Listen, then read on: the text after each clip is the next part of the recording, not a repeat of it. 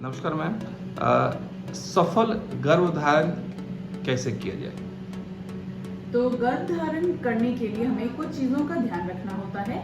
सबसे इम्पोर्टेंट होता है महिलाओं को ये जानना होता है कि उनका अंडा निकलने का, फूटने का समय कब होता है ना? तो उसी दौरान अगर महिला और हस्बैंड और वाइफ जब साथ में रहते हैं तो प्रेगनेंसी होने के चांसेस अच्छे रहते हैं, नहीं तो प्रेगनेंसी नहीं हो पाएगा।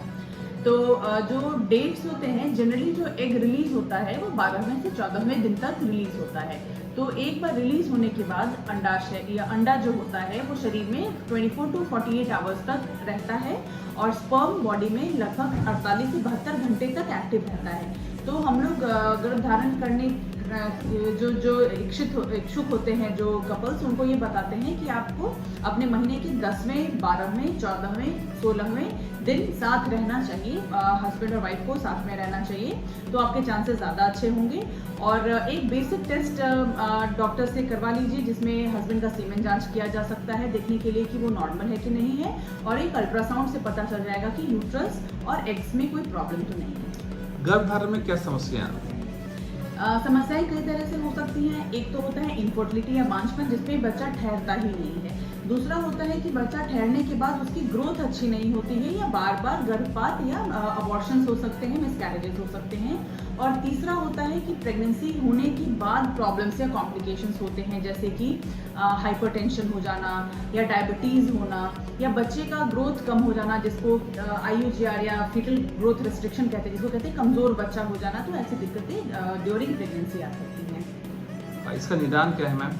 तो अगर बच्चा नहीं ठहर रहा है या इनफर्टिलिटी है, आप 1 साल से प्रयास कर रहे हैं और तब भी प्रेगनेंसी नहीं हो पा रही है, तो आप और ज़्यादा खुद से घर पे नहीं रहिए, आप डॉक्टर के पास आइए ताकि हम आपके कुछ बेसिक टेस्ट कर सकें।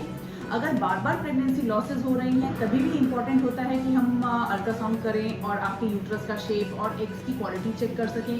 कोई जेनेटिक या क्रोमोसोमल प्रॉब्लम्स होगा तो उसके रिगार्डिंग हम आपको सलाह दे सकते हैं।